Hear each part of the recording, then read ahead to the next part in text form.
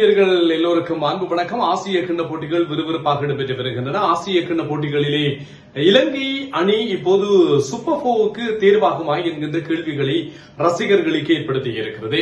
இந்த ஆட்டங்களை பொறுத்தவரையில் இப்போது பங்களாதேசம் 2 போட்டிகள் 2 வெற்றிகள் 4 புள்ளிகள், இலங்கையும் 2 போட்டிகள் 2 வெற்றிகள் 4 புள்ளிகள், ஆப்கானிஸ்தானுக்கு இப்போது 2 புள்ளிகள் என்று சொல்லி இந்த குழுவையிலே புள்ளிப்பட்டியல் இருக்கிறது. ஆகவே ஆசிய கிண்ணத்திலே குழு ஏயிலிருந்து இந்தியா சூப்பர் போவுக்கான வாய்ப்பை உறுதிப்படுத்தி இருக்கிறது. இலங்கை கிட்டத்தட்ட சூப்பர் போவுக்கான வாய்ப்பை உறுதிப்படுத்தியதற்கு சமமான ஒரு நிலையில் தான் இருக்கிறது. ஆனால் ஆப்கானிஸ்தான் பங்களாதேஷ் அணியுடனான போட்டியிலே 8 ஓட்டங்களால் தோல்வியை தழுவியிருந்த நிலையில் இப்போது நிலைமை இந்த குழு ஏயில் சிக்கலுக்குரியதாக மாறியிருக்கிறது. சிக்கல் என்பதையும் தாண்டி கொஞ்சம் சுவாரஸ்யம் நிறைந்ததாக இது மாறியிருக்கிறது. அது எப்படி என்று சொன்னால், இப்போது ஆசிய கிண்ணத்தினுடைய சூப்பர் 4 ஆட்டத்துக்கு எந்த அணிகள் தேர்வு செய்யப்பட போகின்றன என்கின்ற எதிர்பார்ப்புகளை ஏற்படுத்தி இருக்கின்றன. இலங்கைக்கு 50% அதிகமான வாய்ப்புகள் இருக்கிறது சூப்பர் 4க்கு தேர்வு செய்யப்படுவதற்கு. ஏனென்றால் இலங்கை 4 புள்ளிகளோடு இருக்கிறது. அடுத்து ஆப்கானிஸ்தான் அணியுடனான போட்டிகளிலே இலங்கை விளையாட போகிறது. ஆப்கானிஸ்தான் அணியுடனான போட்டியிலே இலங்கை வெற்றி பெற்று விடுமாக இருந்தால் இலங்கை அணி நிச்சயமாக சூப்பர் 4க்கான வாய்ப்பை உறுதிப்படுத்திவிடும். ஆப்கானிஸ்தான் அணியுடனான போட்டியிலே இலங்கை அணி 70க்கும் மேற்பட்ட ஓட்டங்கள் வித்தியாசத்திலே தோற்றால் மட்டுமே தான் இலங்கையை தோற்கிறது என்று வைத்துக் கொள்வோம். அப்படி தோற்பதும் 70க்கும் மேற்பட்ட ஓட்டங்கள் வித்தியாசத்திலே தோற்றால் தான் இலங்கையால் அந்த சூப்பர் 4க்கான வாய்ப்புக்கு செல்ல முடியாது போகும். இல்லாவிட்டால் ஆப்கானிஸ்தான் 2வதாக துடுப்படுத்த ஆடுகின்ற போது இலங்கை நிர்ணயித்த ஓட்டு எண்ணிக்கையை 50க்கும் மேற்பட்ட பந்துகள் வித்தியாசத்திலே சேசிங் செய்யுமாக இருந்தால் மட்டும்தான், இந்த 2ல் 1 நடந்தால் மட்டும்தான் இலங்கையால் போட்டிகளுக்கு சூப்பர் 4க்கு செல்ல முடியாது போகும். ஆகவே இலங்கைக்கு 2 வழிகள் இருக்கின்றன.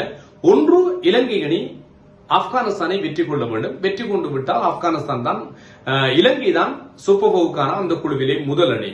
இரண்டாவது ஆப்கானிஸ்தானா பங்களாதேஷா என்பதை நாங்கள் பார்த்துவிட்டு வரலாம், பிறகு பார்க்கலாம். அதே நேரத்தில் இலங்கை தோற்றாலும் கூட இலங்கை என்ன செய்ய வேண்டும்?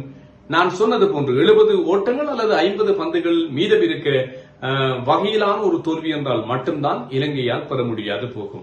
சரி, ஆப்கானிஸ்தான் அணி வெற்றி சூப்பர் 4க்கு செல்வதற்கான வாய்ப்புகள் எப்படி இருக்கும் என்று சொல்லி நீங்கள் கேட்கலாம்.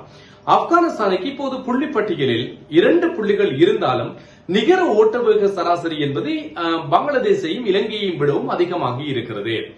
ஆகவே ஆப்கானிஸ்தான் அணி அடுத்து வரப்போகின்ற தங்கள் கையில் இருக்கின்ற இலங்கை அணிக்கு எதிரான ஆட்டத்தை ஆப்கானிஸ்தான் அணி வெற்றி கொள்ளமாக இருந்தால் அந்த குழுவிலிருந்து ஆப்கானிஸ்தானும் இலங்கையும் சூப்பர் 4க்கு தேர்வாகிவிடும் என்பது ஞாபகப்படுத்தத்தக்கதாக இருக்கிறது.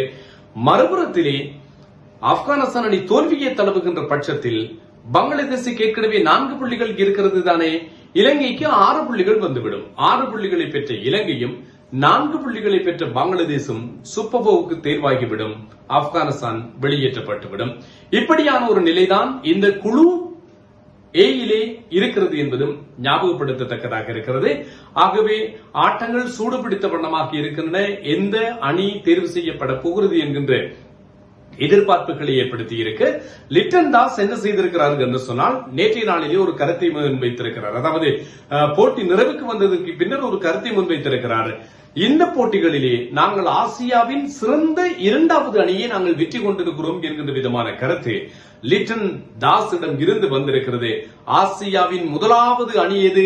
இலங்கையா, பாகிஸ்தானா, இந்தியாவா என்கின்ற கேள்விகள் மறைமுகமாக கேட்கப்பட ஆரம்பித்திருக்கின்றன. பொறுத்திருந்து பார்க்கலாம். சூப்பர் 4க்கு எந்த அணிகள் விளையாட போகின்றன, என்ன நடக்க போகிறது என்கின்ற விவரங்களை அவ்வப்போது உங்களுக்கு காணொலிகள் வாயிலாக கொண்டு வந்து சேர்ப்பதற்கு நான் காத்திருக்கிறேன். நான் தில்லையம்பலம் தரணிதரன். இன்னும் ஒரு காணொலியில் சந்திக்கும் வரை அன்பு வணக்கங்களோடு விடைபெறுகின்றேன். நன்றி, வணக்கம்.